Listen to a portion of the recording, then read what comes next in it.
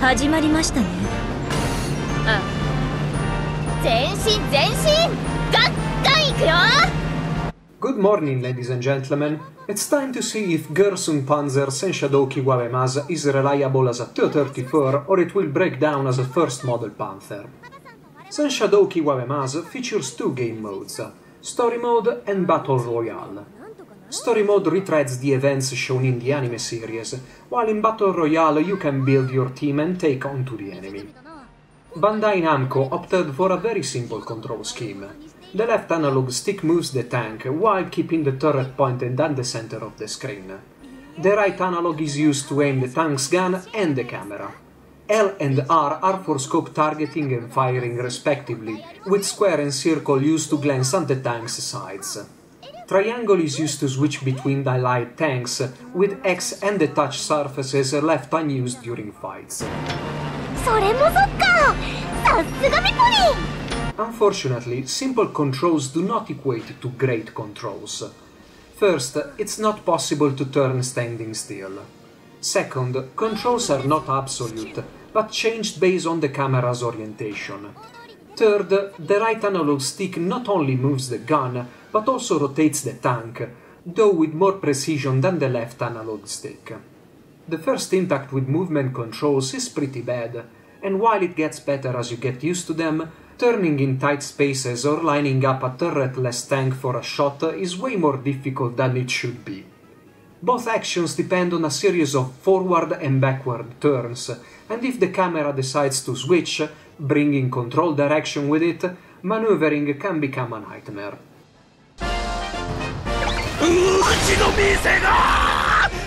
Firing mechanics are a bit better, but still very basic. Damage is based on the attacker's gun range and power against the defender's armor, with very little difference between front, side or rear armor. Critical hits are obtained by getting close enough to an enemy, not by aiming at specific parts. Tanks will be fully operational as long as they have health points, and after that they will retreat from the battlefield without clipping to anything. わかった。 The AI is very well aware on how the system works, and once an enemy notices you, it will charge straight away, without trying to dodge any incoming fire. After reaching critical range, they will just stand there until one of the two dies or moves out of range. With turretless tanks, this means that battles are more of a tug-of-war where you get close for a critical hit, retreat to avoid return fire, and close in again when your next shot is loaded.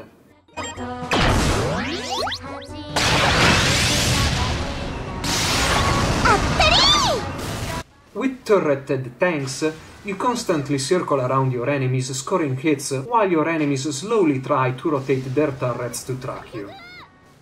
When two AI enemies are engaging, however, it's just a bunch of tanks firing at each other so close that makes aiming impossible. Luckily enough, there is no friendly fire.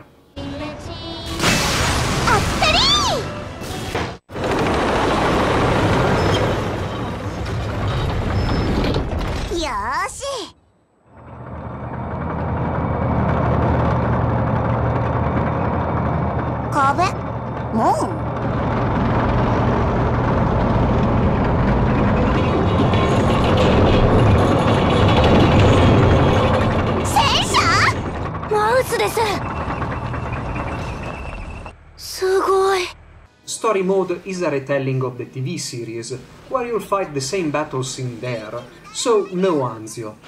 At the time I'm writing this, the OAV has yet to come out, and most probably the match between Orai and Anzio High Schools will be offered as a DLC for the game at a later date. Matches against the various schools are divided into 3 or more missions, and in the beginning can be only played as the Anglerfish team. Other teams are unlocked as you progress through the story, but it's usually one team at a time, and the whole process can be quite bothersome. This is primarily due to the fact that you don't have any freedom during battles, as you have to stick to the script. This also means that tanks you previously destroyed will pop up in the next mission if the script wants them, even if destroying them was part of the mission objectives.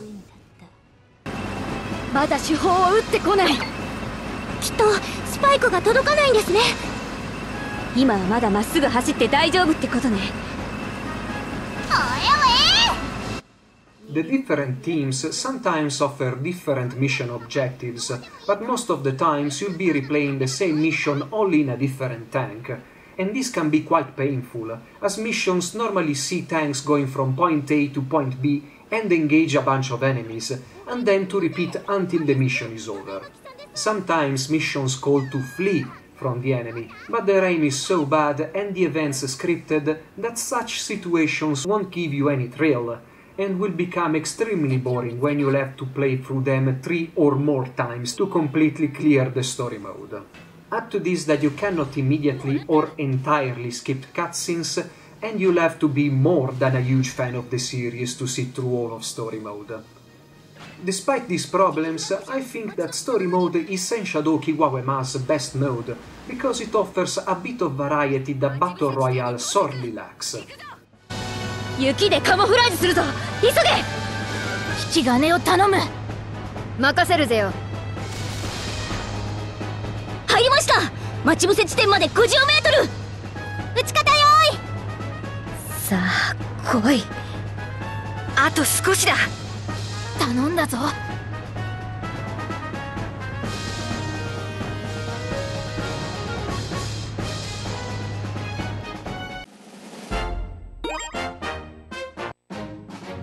In Battle Royale, you can build your own team, and winning battles will increase your experience, letting you deploy more powerful tanks as this mode goes on. Tanks are unlocked by playing both game modes, and include tanks crewed by characters seen in the anime as well as other generic crews.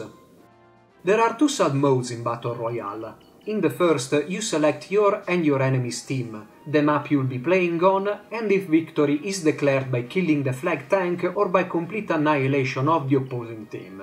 In the second mode, you deploy your handpicked team against a pre-built opposing team, on a set map, with goals depending on the mission at hand, but it's either deathmatch or flag killing. 試合開始。 In all Battle Royale missions there are multiple starting points, assigned randomly by the game, and there's a chance that your tank will either spawn within firing distance of the enemy or on the opposite side of the map. A middle ground would have been much better, but at least this keeps battles on the short side. When the switch meter is enough, you immediately switch to a tank in the midst of the action, inflicting heavy damage, and when you are back, your tank will be hopefully traveling toward the battle. It's important to note that tank jumping is vital in this mode, because your allies apparently make the tanks they are crewing worse than they should be, and you'll see tigers getting trashed by medium tanks. And, invariably, with no script to follow, the AI will bunch all tanks together in what can be described as a ground-based, stationary furball.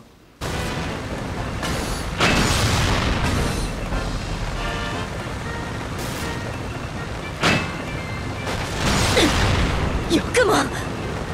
Technically, the game is a mix of high and lows, with the highs belonging to the nice menus and the large quantity of well-compressed videos the game features. These videos are taken straight from the anime, but there are a lot of new spoken lines for all characters about in-game developments. Tanks are decent and try to look like the TV series, but the environments are very bland. やられだ。撃破。 Most maps have a fairly large number of invisible walls and flimsy objects that tanks cannot pass, greatly reducing the overall quality. Some textures are also blurry, and there is a general lack of detail, like all tanks having the same scope. Music is taken from the series, and tracks switch based on those events. Most of the times, it's a good match for what is going on, but having to replay the same matches multiple times, it's impossible that you won't be bored by the same tracks always played at the same time. And I'm speaking about Katyusha as well, as it is Pravda's main BGM. It might have been fun in the series, but you'll have more than enough of it after the 5th time you hear it.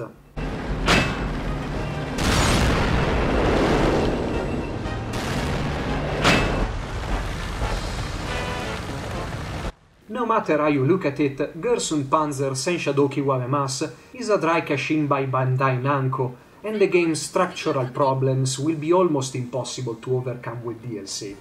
The game is way too simplistic, a slap in the face to the original material that took pride in a relatively realistic depiction of tanks, if not tank warfare itself. The poor AI and the repetitive mission designs, along with the bad controls, make very hard to enjoy Senshadou Kiwamemasu, most probably especially if you are a fan of the series. I hope you have enjoyed this review and you'll stick around for more. Briareos Kerensky, over and out. 敵チームフラッグ車走行不能プレイヤーチームの勝利